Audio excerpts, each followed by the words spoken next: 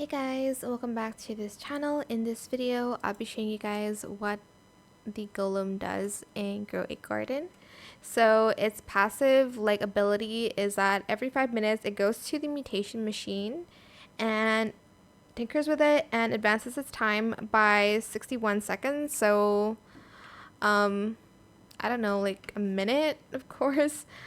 So this is a mythical pet and it is obtainable by the sprout egg, so you better get this soon if you want it to help you with the mutation and help it with the time, so it's a little bit faster. It's not going to make it super fast though, but yeah, that is it for this video. I hope it was helpful for you guys. Don't forget to like, comment, share, and also subscribe to this channel if you haven't done that already.